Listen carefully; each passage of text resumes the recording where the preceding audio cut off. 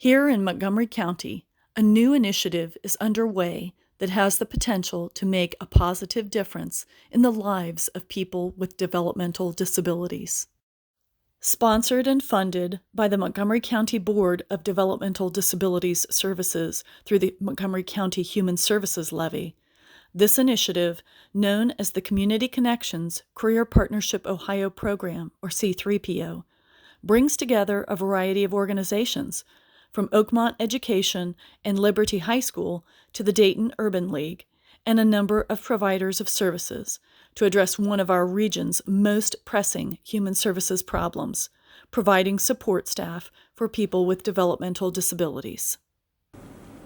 Montgomery County Board of DDS has been working with our local private providers for a number of years to try and help with the shortage of direct support professionals.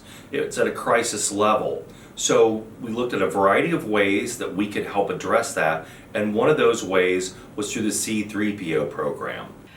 I have been in this field for about 40 years, and I've always understood that one of the key people in these individuals' lives is their direct support professional. Those are the folks that really make it happen on a daily basis, that really give quality of life to folks. And I am very concerned about the shortage of staff and the shortage of staff who are well trained and truly understand the aspects of the job. One of the first steps to make this project happen was to find a local school that could implement the OA DSP curriculum, which gives students credits towards graduation. And so when I found out about the C3PO program, it seemed like a natural fit. So the young people that we serve in Oakmont Schools, specifically Liberty here in Dayton, we refer to those youth as opportunity youth. And that opportunity is because they all have blessings and talents and capabilities that if those skills are harnessed and developed and nurtured, the opportunity for that young person to grow is there. Moreover, if we get these young people workforce ready, then the opportunity for them to fill the job shortages that are out there to meet the needs of employers, that's a wonderful opportunity and a chance to get a job that pays a sustainable living wage and really transform the trajectory of their life. So we've got to look at what do the industry partners want? How do we make our students workforce ready? Graduate them. Once we had a school identified, we then needed to find local providers who would also partner with us to provide work experience in their programs so the students could go out and use the knowledge from the classroom and apply it working directly with people with disabilities. 5 provider agencies stepped up to offer job shadowing and internship opportunities to the students. These agencies include I Am Boundless, Choices in Community Living, Echoing You, Toward Independence, and ViaQuest. Their cooperation was a critical piece of the equation for the educators. From the career technical education point of view, we really need our young people to get the industry credentials that the workforce wants so that upon graduation they can get a job that pays a sustainable living wage. So we work with our youth that are graduating high school and get them those credentials along with some in-the-field work experience so that they're very prepared to enter the workforce and get a job in that area that they choose. I think participating in the mentorship sites is very important. First of all, it helps them understand, is this the field I really want to be in? It exposes them to folks and helps them understand what people with developmental disabilities go through and helps them learn compassion and the importance of a direct support professional. Also, I think taking what they learn in the classroom and applying it in the real life, in a real work environment is very important and helps them to retain that information and understand how the classroom curriculum actually applies to their daily job responsibilities.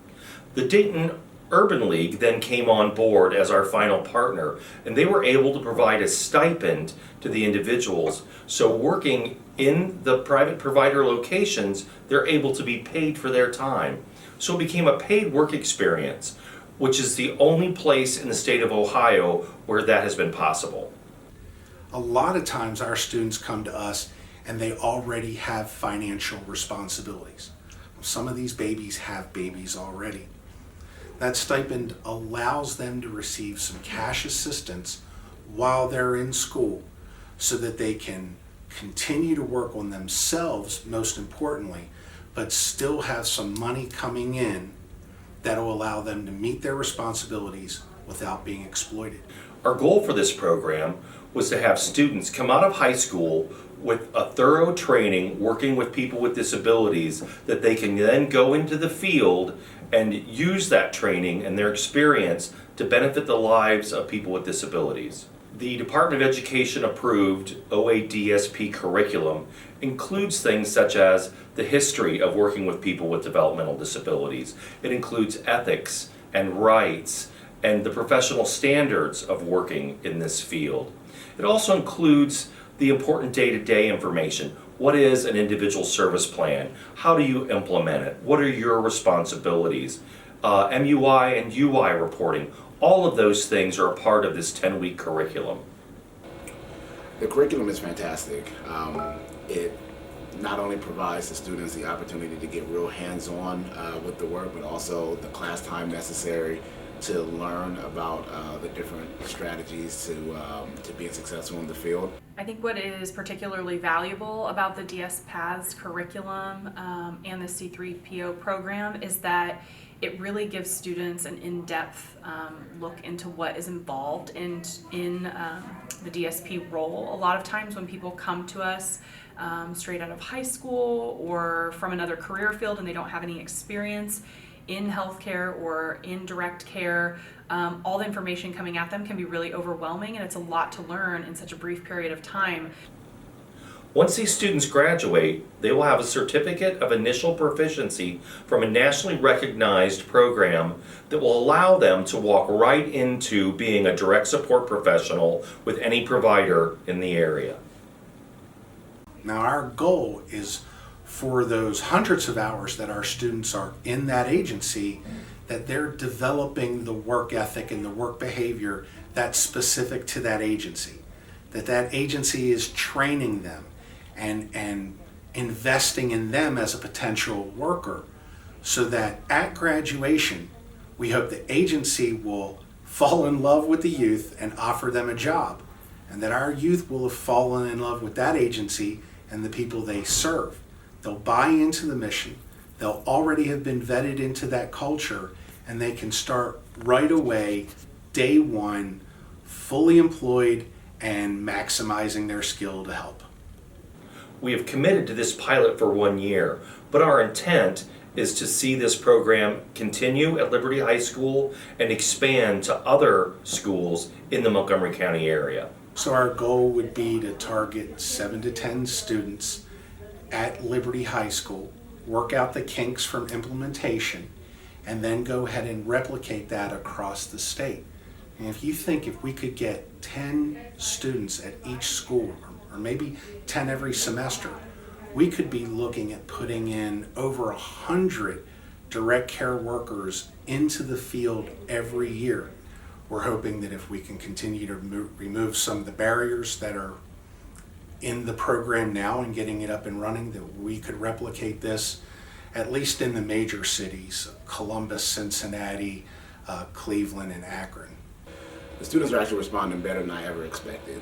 It's just incredible, and so it's humbling for me to be a part of the program and work with these students who are being able to learn such incredible life lessons in such a short amount of time, because this program provided that for them. It is way more than I initially thought, and I'm surprised that the field's not more well known, or people aren't as familiar with it as I thought they'd be. It just seems like it would be a much bigger thing than like with all the training you have to go through, all the intricacies you have to learn.